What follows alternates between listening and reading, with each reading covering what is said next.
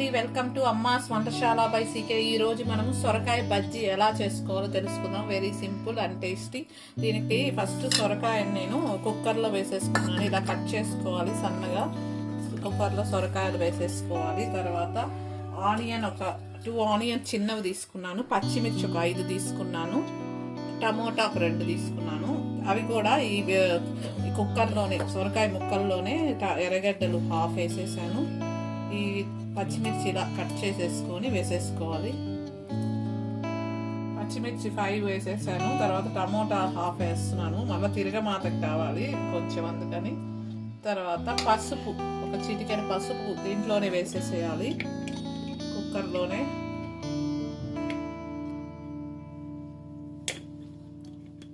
తర్వాత చింతపండు నిమ్మకాయ సైజ్ అంత తీసుకున్నాను, దానికి గుజ్జు చేశాను. ఆ చింతపండు అది కూడా దీంట్లో వేసేసేయండి.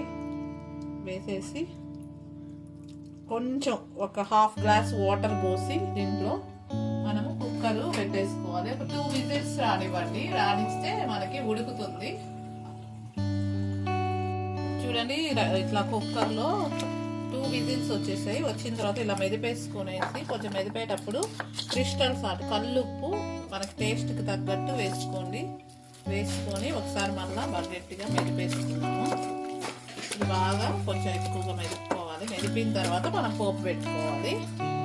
ఇట్లా బాగా మెదిపేసుకున్నాను. మెదిపేసిన తర్వాత ఇప్పుడు మనం పోపు పెట్టుకుంటున్నాను. కొంచెం ఆవాలు జీలకర్ర ఆయిల్ వేసి ఆవాలు జీలకర్ర వేసేసి కొంచెం చిటపట అనిన తర్వాత ఈ ఆనియన్ టమోటా కరివేపాకు వేసేద్దాం దీంట్లో.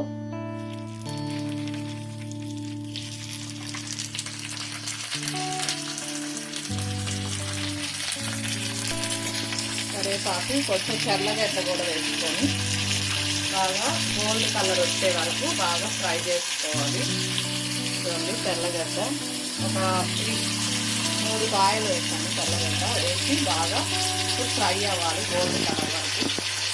చూడండి, పోపు ఇలా కొంచెం ఫ్రై అయింది. గోల్డ్ కలర్ వీటిలో ఫ్రై అయిన తర్వాత దీన్ని తీసి మనము ఈ బజ్జీ చేసుకున్నాం కదా సొరకాయని, ఆ బజ్జీలో కలిపేసి ఒక్కసారి మిక్స్ చేసేసి పొయ్యి మీద సిమ్లో కాసేపు ఒక 5 మినిట్స్ సిమ్లో ఉంచేసి ఇంగు వేసుకోండి. కొంచెం స్మెల్ బాగుంటుంది ఇట్లా సిమ్లో పెట్టినప్పుడు.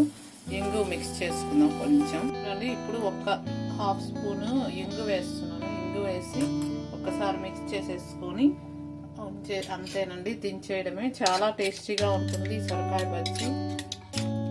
మీరు ట్రై చేయండి. నాకు ఎలా ఉందో నాకు కామెంట్ సెక్షన్లో చెప్పండి. సబ్స్క్రైబ్ చేయండి మా ఛానల్ని. నా channels name Amma's Vantasala by CK channel. Subscribe చేయండి. ఇలాంటి మోర్ రెసిపీస్ చేయడానికి నాకు ఇంట్రెస్ట్ వస్తుంది. ప్లీజ్ సబ్స్క్రైబ్, లైక్ చేయండి, షేర్ చేయండి, కామెంట్ చేయండి. ఓకే అండి, బాయ్ ఫ్రెండ్స్, టేక్ కేర్ అండి, బాయ్.